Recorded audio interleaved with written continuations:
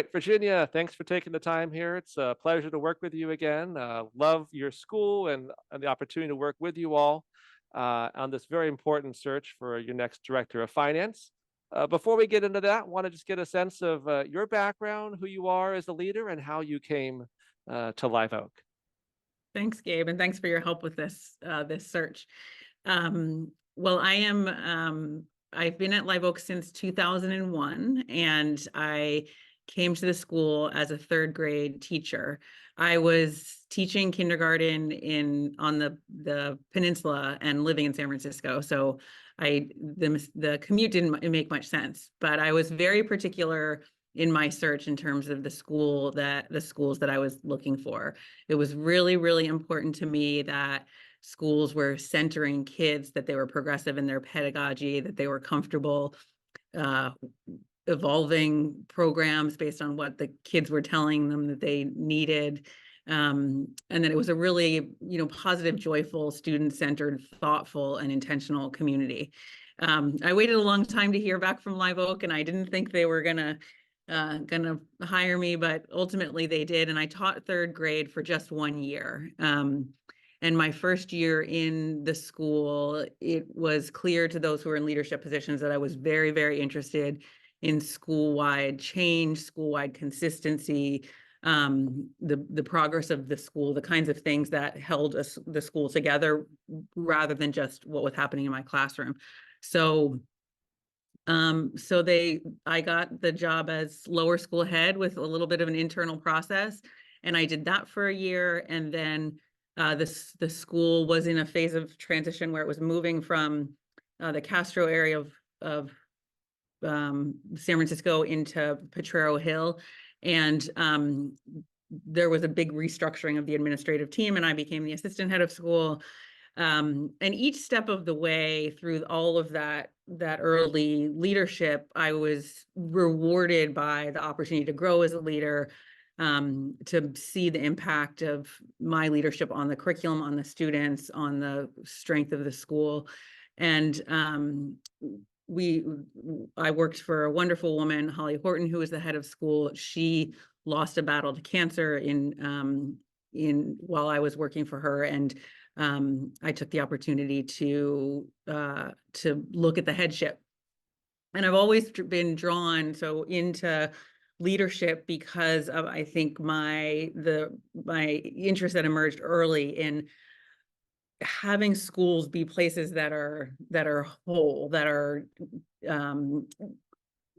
all shared and organized around the mission, shared with their intention, and purposeful and evolving. And so I've been at Live Oak since 2001 and been in the headship. This is my 15th year. And I have every year is fresh with opportunity to have us move closer to the mission, to move closer to what the children are telling us, what the world is telling us it needs out of an educational institution.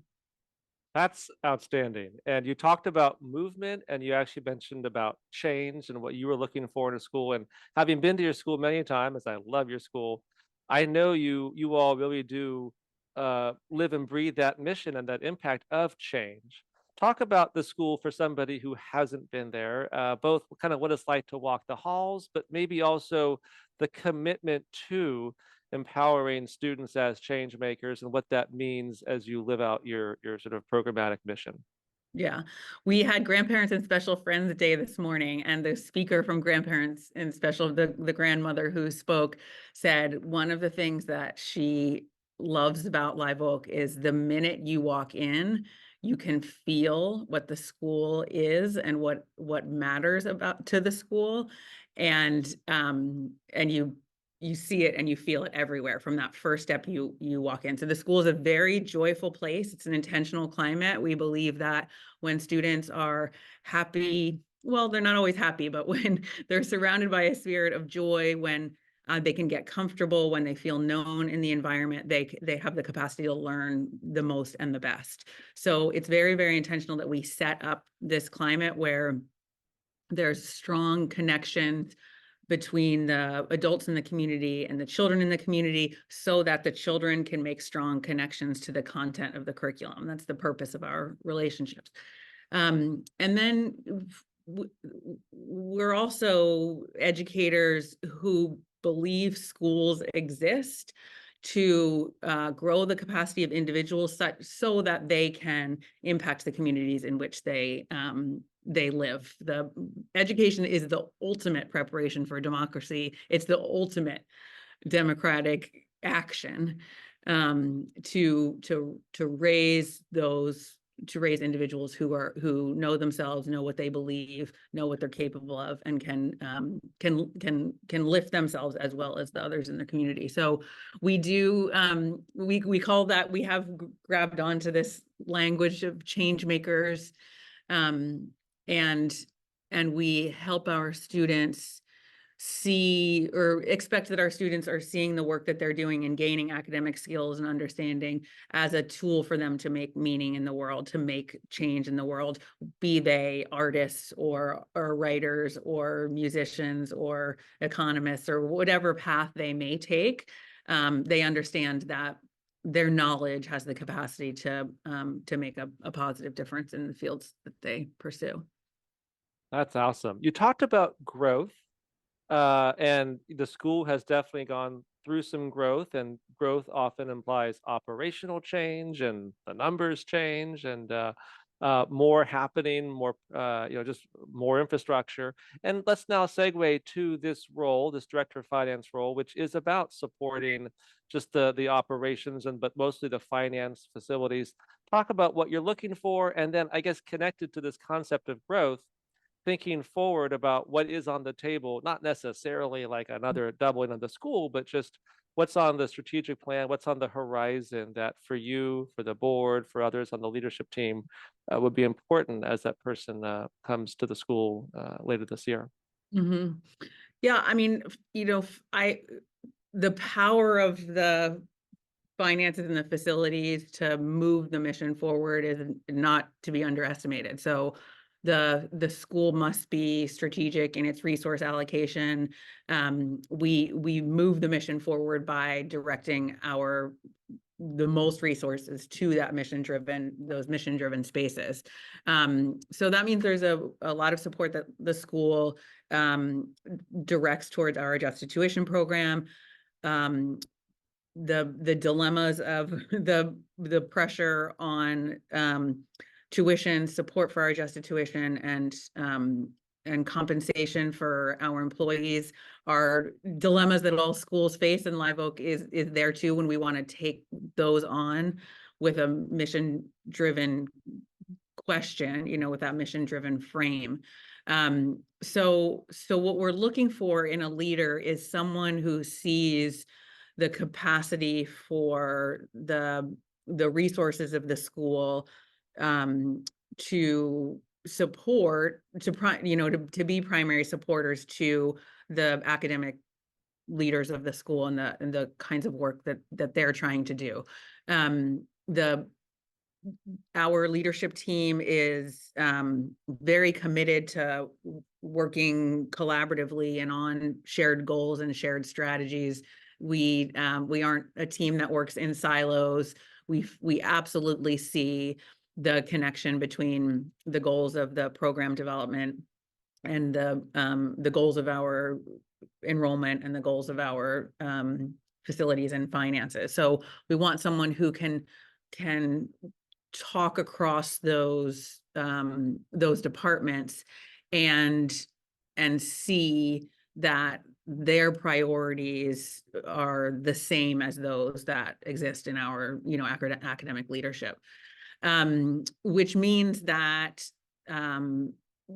one of the things that the school is looking at doing is finding more space for the program expansion of our physical education and athletics program, and then performing arts space, and also our capacity for a whole community to come together. So it's been an amazing thing to watch the school almost double in size and expand the campus in order to accommodate that enrollment growth. And one sticky place we're in right now is the fact that we cannot, based on our fire codes, all gather in one place. If we want the teachers to be in the same place as the children. So we have our all school gatherings are happening across the street at Jackson Park. And we'd love to be able to community connection and coming together is really, really important, as you can imagine, to the school. And so we want to be able, we want to solve for that. So that's a challenge, finding that space that's going to work for the school, and also finding the resources to achieve that vision is something that we need leadership on, we need partnership on, we need real financial acumen to help us crack this nut, which can be done. We know that we've done hard things and big hard things in the past, but you've really got to lean in and through those challenges in order to get there. Oh, absolutely. It's a exciting problem and exciting opportunity, but one that's going to require some big thinking. In terms of thinking, and you talked about the leadership team, maybe just a little bit of an insider window into how you all function as an SST or a strategy team. You got some people who've been there a long time, some folks who are newer, and I know them, and they're all very high functioning and really dedicated to the mission. But just talk about how you guide that group, and what is just for someone who's going to be an important component of a leadership team and to support the programmatic vision, just a little window into how that group works. Yeah. Well, we actually reflect on the way we work every single year and try to iterate the structures that we have in place to support the collaborative nature of that group and the capacity for that group to make decisions. And I'd say, as we're going to head into a new year with a new member of that team, we'll have to work on that. I think we're quite attuned to our processes and when they're working and when they're not. We have on the team, as you said, very capable administrators and administrators who are very connected to the mission, and also very interested in all of what's happening in all parts of the school. So it is, as I mentioned, not a siloed team. It's actually a team that has a lot of shared interest in what's going on everywhere.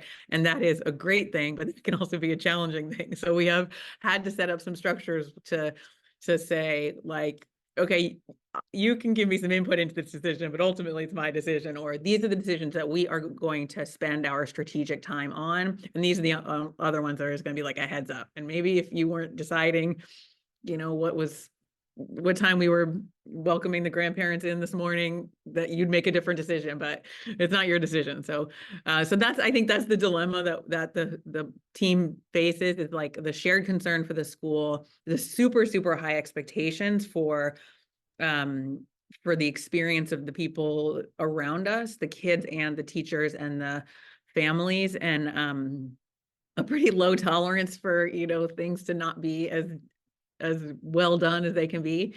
So that's kind of the dilemma. How do you spend your time and not and sometimes let things be, what is it, the perfect is the enemy of good, or I don't know, it doesn't roll off anyone's tongue here, so I totally get it. Well, one thing I hope just to have roll off your tongue, final question, is just you talked about what brought you there.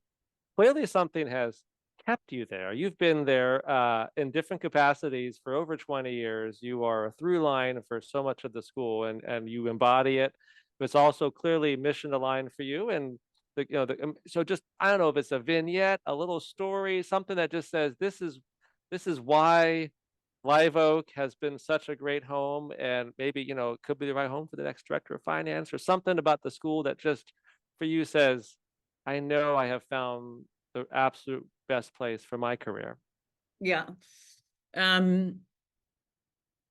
There's so many different ways I can answer that, but earlier this fall, there was one of our students, a third grade student, was waiting in the reception area she was going to getting picked up to go home early, and she was sitting on the couch and drawing a picture, And I came by to check in and see what was going on. And without even raising her head to talk to me, she's maintaining her drawing. She says, Virginia, what is it like to lead a school where all the children are happy and thriving? And it was all I could do not to sort of, Wow. start crying then. But and I said something about, well, it's a privilege. It's a wonderful opportunity. I feel so lucky. And then she asked me a series of follow-up questions of, how did you get here? What did you do? Have you studied? All of this stuff. But that's what keeps keeps me kind of magnetically connected to Live Oak, is the the spirit and the positivity and the amazing learning that's happening here. And when you have a long tenure in a place, you have the real privilege to see the impact of the school on individual students and on families. And it's just a gift that is pretty hard to walk away from, and to kind of I could do this work somewhere else. I could, be a head of school somewhere else, but I can't figure out why, why I would be, what would be in another community that would reward any more than this. So. Well said. And I know, again, having been there many times, it is a very rewarding community, very wonderful community. And we look forward to helping you bring a new member to that community later this year. So excited to work with you. Thanks so much for your time, and appreciate talking with you today. All right. Thanks, Gabe.